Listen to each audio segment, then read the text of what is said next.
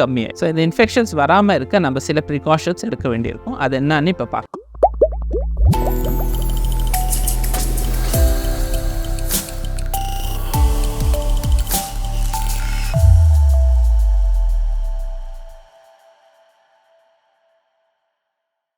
நார்மலாக நம்ம கோவிட் டைம்ஸில் பார்த்துருப்போம், இன்ஃபெக்ஷன் வராமல் இருக்கிறதுக்கு மாஸ்க் அணிஞ்சிடும். அதே மாதிரி கீமோதெரப்பி டைமில் கூட மாஸ்க் அணியிறது நல்லது. அடுத்து பப்ளிக் பிளேசஸ் போகிறது, க்ரௌடடான இடத்துக்கு போகிறது, ஃபங்க்ஷன் ஹால்ஸில் அட்டென்ட் பண்ணுறது, இதெல்லாமே தவிர்க்கிறது நல்லது. ஏன்னா இம்யூனிட்டி கம்மியாக இருக்கிறப்போ யாருக்காச்சும் சளியோ இருமலோ இருந்தால் நம்மளுக்கு அது ஈஸியாக வந்துடும். சளி இருமல் இருக்கிறவங்கக்கிட்ட கொஞ்சம் டிஸ்டன்ஸ் மெயின்டைன் பண்ணுறது நல்லது. பப்ளிக் டாய்லெட்ஸ் அவாய்ட் பண்ணலாம்.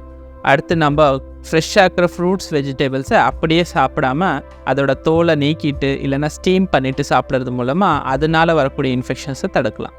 வெளியே போய்ட்டு ஹோட்டலில் சாப்பிட்றது, வெளியே தண்ணியை குடிக்கிறது, இந்த மாதிரி சில சோர்ஸஸ் எல்லாம் அவாய்ட் பண்ணோன்னா கீமோதெரப்பி டைமில் இன்ஃபெக்ஷன்ஸ் அவ்வளோ ஈஸியாக ஏற்படும். இவ்வளோ ப்ரிகாஷன்ஸ் எடுத்துமே கூட சில டைம் இன்ஃபெக்ஷன்ஸோ சளியோ காய்ச்சலோ வந்தால் உடனே டாக்டர்கிட்ட போயிட்டு கன்சல்ட் பண்ணிக்கிறது நல்லது. நெக்ஸ்ட் கீமோதெரப்பியை பற்றி காமனாக கேட்கக்கூடிய டவுட்ஸ் என்னென்னா, கீமோதெரப்பி சைடு எஃபெக்ட்ஸ்ங்கிறது எல்லாருக்குமே ஒரே மாதிரி இருக்குமான்னு கேட்பாங்க. இந்த கீமோதெரப்பியோட டாலரன்ஸ்ங்கிறது ஒவ்வொரு பர்சன் டு பர்சன் வேறுபடும். யூஸ்வலாக நம்ம என்ன பண்ணுவோம்னா, ஃபர்ஸ்ட் சைக்கிள் கீமோதெரப்பியை வந்துட்டு அந்த பர்சனோட ஹைட் டு வெயிட்டுக்கு கேல்குலேட் பண்ணி அதில் 80% ஆஃப் த டோஸை மட்டும் தான் செலுத்துவோம். இந்த ஃபர்ஸ்ட் சைக்கிளில் நம்மளுக்கு அந்த பர்சன் கீமோதெரப்பிக்கு எப்படி ரெஸ்பாண்ட் பண்ணுறாருன்னு ஒரு ஐடியா தெரியும். அவருக்கு ஏற்படக்கூடிய சைடு எஃபெக்ட்ஸ் அதெல்லாமே நம்ம ஃபர்ஸ்ட் சைக்கிளில் தெரிஞ்சுக்க முடியும்.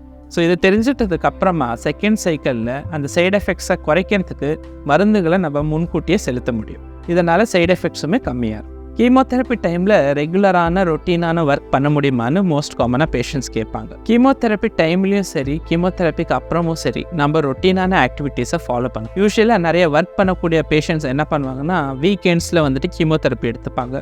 சண்டேஸில் ரெஸ்ட் எடுத்துட்டு மண்டேலேருந்து ரொட்டீனான அவங்களோட ஆஃபீஸ் ஒர்க்குக்கு ரெஸ்யூம் ஆயிடும். கீமோதெரப்பி எடுக்கும் போது குறிப்பிட்ட சில நாட்களில் மட்டும் கொஞ்சம் டயர்ட்னஸ் ஏற்படலாம், ரொம்ப சோர்வாக இருக்கலாம். அந்த குறிப்பிட்ட நாட்களில் மட்டும் கொஞ்சம் பெட் ரெஸ்ட் எடுத்துக்கிட்டால் போதுமானது. மற்றபடி அவங்களோட ரொட்டீன் ஆக்டிவிட்டீஸை இந்த கீமோதெரப்பி எந்த வகையிலையும் பாதிக்கும். உங்களுக்கு கீமோதெரப்பி பற்றி வேறு எதனா டவுட்ஸ் இருந்துச்சுன்னா கமெண்ட் செக்ஷனில் பதிவு பண்ணுங்கள்.